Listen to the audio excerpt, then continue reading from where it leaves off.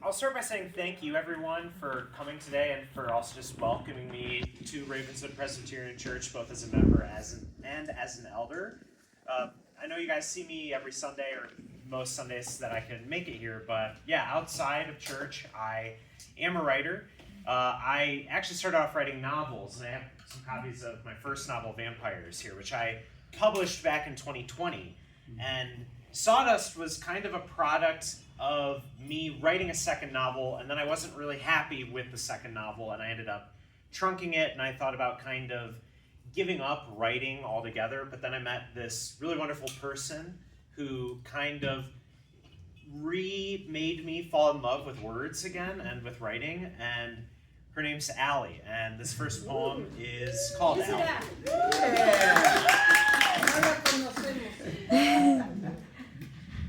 My heart soars when you steal looks at me, when you ambush me with kisses, when your burning hair ignites with sunlight.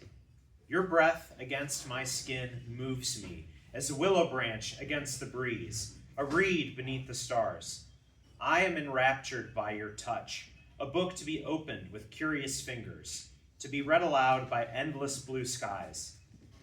Evening light embraces the air, clouds pave auras enthralling deep. Your eyes are all I see before the realm of sleep. Yeah. Now you guys might be hearing that poem and thinking, "Oh, Eric, he's such a romantic. He's got it all figured out. He's just like a real lover." That really wasn't true until really recently, honestly. This next poem is about a time in my life where I had a girl who was my best friend, and I fell in love with her, and it didn't work out because she was in a committed relationship. But feelings are gonna feeling, and this poem is called Adonisa. I could count on one hand the souls I knew, and then I met you. Sunlight alive, beneath marble skin, a breath of life, not a statue or mannequin. You were a heart on a sleeve, warm, passionate empathy, fiery devotion to things near your heart. I didn't know I loved you as we whispered our true selves across the digital void until dawn came. Every tender step, every wound, every touch, every shared death, every secret confessed, every accomplishment, every time I opened my phone drew me closer to you. Love hides a multitude of sins. The forbidden vows, I love yous in shadow, tributes always reciprocated. Struggles shared in confidence emboldened me. Not only was I your shield, I made you smile in a way he never did. Passerby thought he was the third wheel. I told them he made you happy. I told you too. Love hides a multitude of sins. Lies like that, your jealous possession of me, but most of all, my sculpting of who I wanted you to be. This next poem is called Al Gore. My father always roots for the underdog, every struggling sports team, even the ones not in our state. I was in first grade when George W. Bush and Al Gore bid to rule our country. At school, they held a mock election. We could practice our civic duty like good little Americans. I voted for Al Gore for no thought deeper than because my parents liked him. Bush dominated the first grade electoral college. I asked my friends why my guy lost. Because my parents say Democrats eat babies, they said. When I got home from school, I asked my father if Democrats ate babies. My father's response was to give me a heavy tome that smelled of ink way above my reading level about philosophy. He then dropped me off at my Grandpa Mike's house. He was really my great-grandfather. My great-grandsire sat me on his lap and told me how he fought the scabs at Ford and helped the UAW win fair pay. Now I root for underdogs too. All right. This next poem is called Aaron. Moses went up the mountain, and in less than 7 spins of the sun, the people forgot him, erecting instead a bull of bronze. What a bunch of dolts, the young me scoffed, tossing aside Exodus in hopeful humanistic disbelief, an eye roll my only offering. I'm grown and learned these days, and all around me I see the forgetfulness of humankind. How quickly we dispose of things, questioning the immovable. Why do we weaponize what can barely wound, asking if Hitler was a nice and kind man, or if Jonas Salk was a silly sourpuss? Our endless frustrations reek to high heaven. I think God shakes his head while we claim our hands are tied. Mm-hmm. This next poem is about my mother, and it's called Ablution. I don't remember every story you told me as you washed away the dirt of playtime from my knees in the yellow jacuzzi. I don't remember every picture book you read me as sleep swept my little eyes away beneath my starry blanket. I don't remember every afternoon submerged with you by the August poolside. I don't remember every tear you shed when you found out I cussed out my classmates in the kindergarten classroom. I don't remember every movie we rewatched until every line and musical number drowned your brain in repetitive madness. I don't remember every morning we'd go out into the rain so I could jump in puddles. I don't remember everything I annoyed you with until you screamed that your head would pop off and fly around Monroe County. But I remember those things happening, Mom. And knowing you were by my side every second of those dusty memories makes every growing pain, kiss, and hug more real to me, your son, than how I really lived then. Yeah.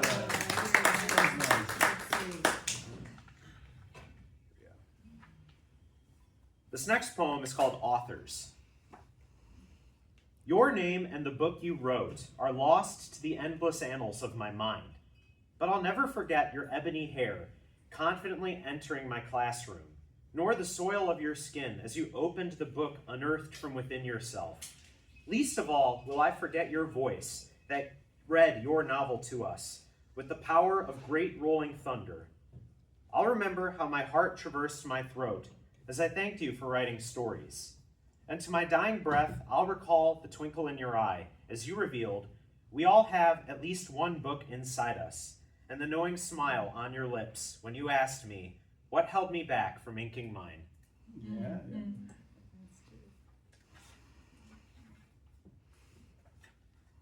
This next one is called Apologetics. When I first told you that I loved Christ, I still remember the look in your eyes. The disgust, hesitation, revulsion, and fear deeply wounded my heart all too dear. When the world hates you, remember that it hated me first. These words once comforted me, but now only ever get quoted by the worst, the ones who think empathy is a sin, the ones who would rather watch children's bellies grow thin than spare thought about what happens after birth when a mother is not prepared to bring life to this earth. In truth, I understand your pain, as my brothers and sisters look for someone lesser to blame. When they should be repenting of their own sins themselves, they instead damn women, gays, other skin colors to hell, all in the name of some wealthy kingdom to win, whereas Jesus warned the rich could not traverse a pin. My God told me this planet is full of ravenous wolves. How do I convince you I am not in sheep's clothes, when my own sins are so deep they make the weary Messiah weep? I would preach on the mount for all life's hosts, but my self-doubting nature kills the words in my throat. What can I do when the followers of the great one and three only await his return so they can nail him to the tree? One time was already enough. They must want to prove they're tough. They stop up their ears even as we fail, ignorant to how we always drive in those nails. For you, words are wind. And if Emmanuel is to enter your heart, I cannot make endless arguments my art. Anyone can say they belong to God. Very few can lay down the rod, love their neighbor, tend their garden, cultivate a faith that will harden, not with proud gestures, but only selfless love can bind us to the Lord above. So I'll stay by your side for 100,000 miles, as Jesus does for me with a smile. For those who are not against us are for us, even in life's most confusing forests. I vow that when I lose my way, I'll always humble myself and pray. I may not redeem Christianity for you or anyone else in eternity, but I will give all I can give, so that together we all will forever live. Amen.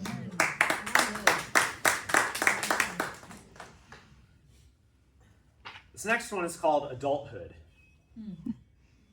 When I was a boy, I was scared of the dark. Worse than that, I was scared of sharks. I thought they swam in my parents' pool, ready to devour any unaware fool. As I grew older, I learned this was a lark. In a landlocked state, there are no sharks in the dark. Now instead, I fear armed home invasions, rapists, being a victim of fraud, bankruptcy, the death of my pets, the death of my parents, homelessness, capitalism, losing my job, being unable to pay my bills, starving, the government rounding up and killing everyone who disagrees with them, going to prison, solitary confinement, losing my mind and going insane, losing my limbs from a degenerative genetic disorder, having all of my friends turn against me and being labeled an outcast, going deaf, going blind, being single, dying and going to hell, dying painfully, discovering Republican Jesus is the real Jesus, getting shot, getting stabbed, getting electrocuted, eating expired food and going into anaphylactic shock, having my social security number get compromised, getting set up by a hacker and having child pornography uploaded to my computer, getting crushed in a car accident, suffocating in a fire because my smoke detector didn't have batteries in it, carbon monoxide poisoning, wrecking someone else's car and having to pay for it, a comet hitting the world and annihilating all life, being framed for a murder I didn't commit, accidentally killing my girlfriend, accidentally killing my girlfriend's cat, accidentally killing my girlfriend's family, pyroclastic flow, sudden infant death syndrome, infertility, wearing a colostomy bag, dialysis,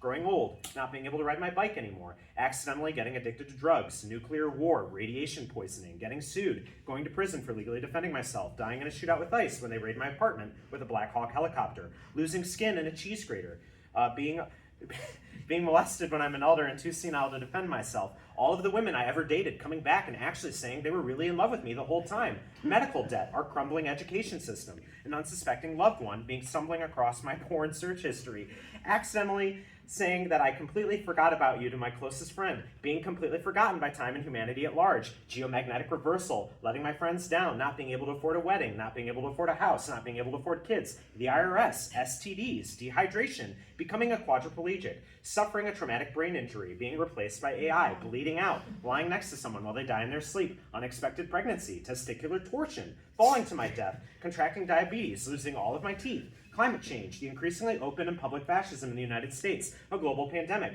having a child that gets bullied, having a child that commits suicide, having a child be killed in a school shooting, not memorizing my lines as an actor, being late for my cue, killer bee infestations, and finding out I failed high school and having to go back and retake it. Life was easier when I was scared of sharks.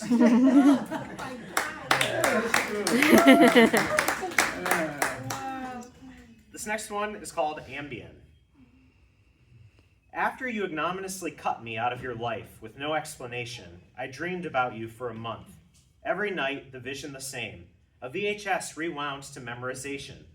No pause button in sight. I hear your voice, stammering non-committal feelings. Sunlight suddenly blinds me. You and your porter are out by the pool. He takes his leave. You take me inside. Up to your room, to the bed I once laid on. We talk about games. I let you borrow one of mine. Sleep paralysis deepens. I ask you to let me back into your life.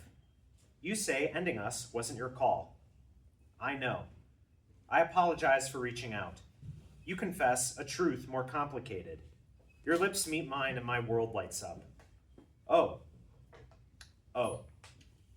We wave to your man, you take me to the train, the locomotive whizzes by, and we kiss again.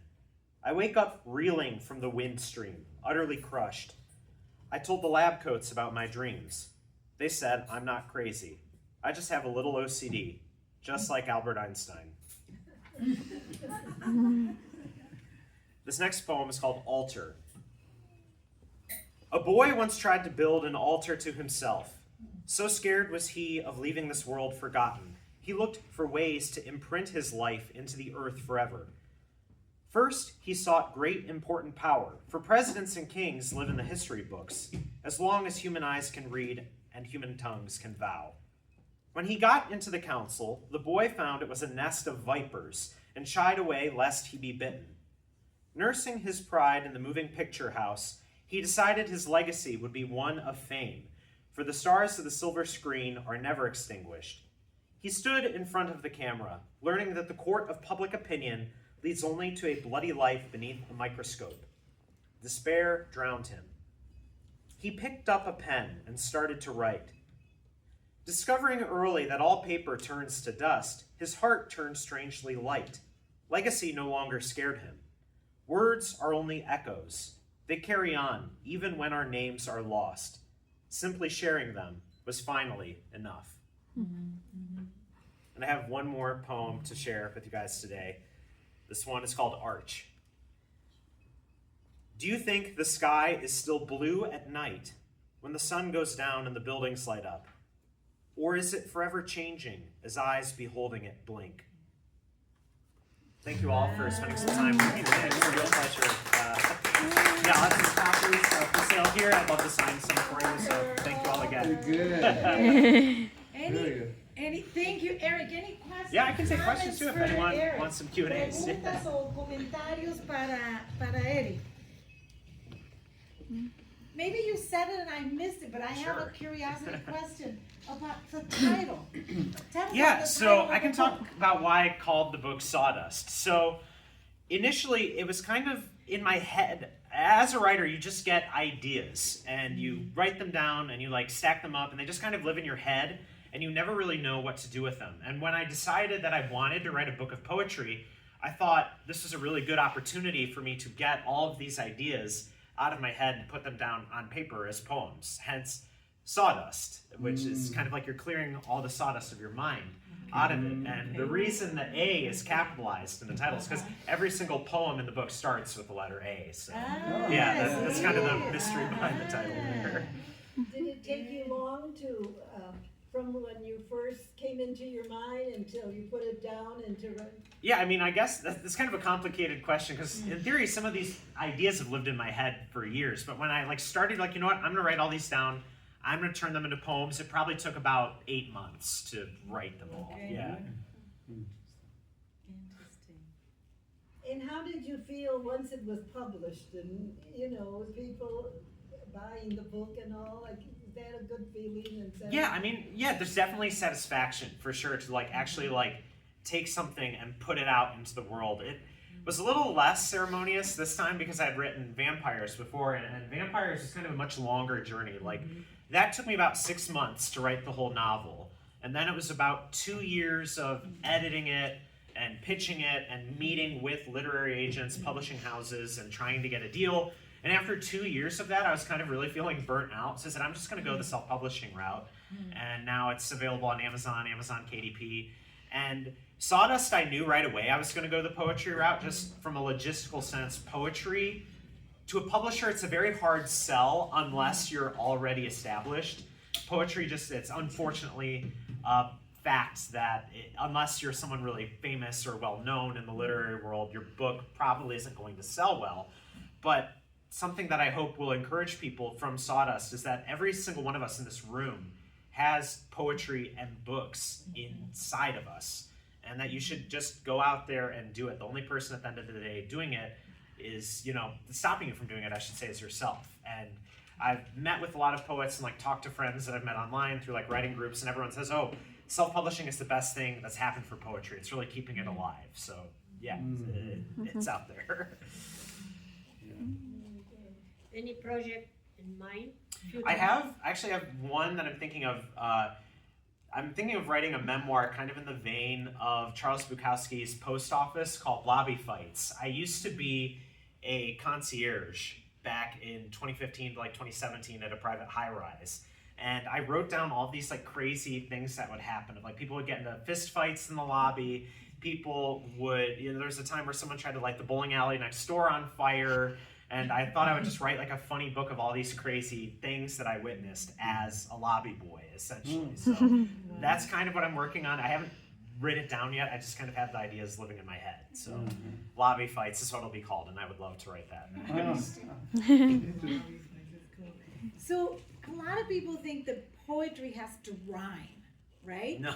And so tell us about what kind of poetry is this? What do you call this kind of poetry? Some of the poems do rhyme, and there's different types of rhyming. There's limericks and things like that, but most of this is free verse, and a lot of the poems, a lot of the ones I didn't read, I'm really interested in visual poetry, where you put the words on the page and it makes an image or a shape or it invokes a certain emotion just based on how the words appear on paper.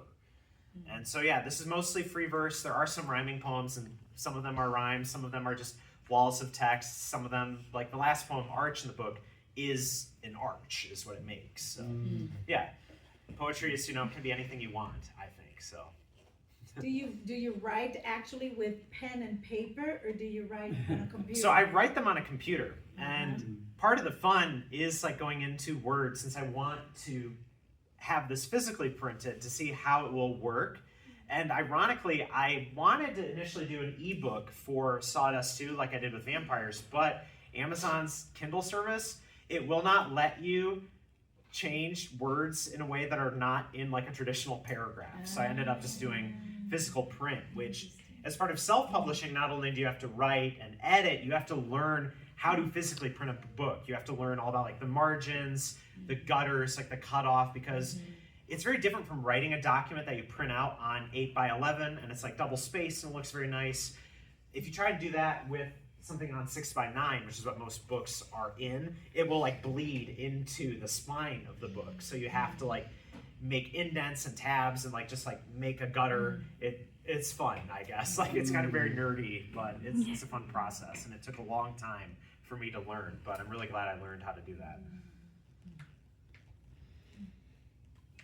So some of the poems are, generated by memories, others by feelings, and I found myself sitting here and thinking, we have several young people around the table, and I hope that maybe they'll be encouraged and inspired to write some poetry, right? Because we all have feelings that we need to process, and poetry and writing is a way to process feelings. But also we have memories that we start losing, right, as time goes by. So I hope that young and old people around the table will think about, maybe I can write some poetry. Why not? Yeah, absolutely. I mean, any expression is good, I think. And you can ask Allie. Like, there were a lot of feelings that I was processing when I wrote these poems. And when you get like tough, difficult feelings down on paper, they're less scary, they're more real, they're tactile, they're just words, they can't hurt anybody, they're just feelings, they can't hurt anybody. And yeah, I encourage everybody to whether do poetry, painting, acting, filmmaking, like any sort of art form. Like human expression is just such a wonderful gift. And it's interesting that I bring up memory, because as I was like reading it, ironically after I had finished it, I was like, wow, so many of the poems are about memory and human forgetfulness, and like particularly ablution and authors. Like I remember authors, there was a young adult author from Detroit who came and visited my class when I was in middle school and encouraged us all to like start writing. And I remember everything about her, and her name was Jacqueline Woodson, but I totally forgot her name. I didn't remember her name until I like Googled it like later. I was like, who was that came into my class? I remember everything about her but her name. And yeah, I think that's kind of an interesting thing about memory, and as we age, yeah, it's important to write stuff down so you don't forget it. Oh, yeah. Yeah, if there's nothing else, I'll say thank you all again for having me. It's a pleasure to do stuff like this. And yeah, thank you again. I can't express my gratitude enough, so thank you all. Thank for you. supporting.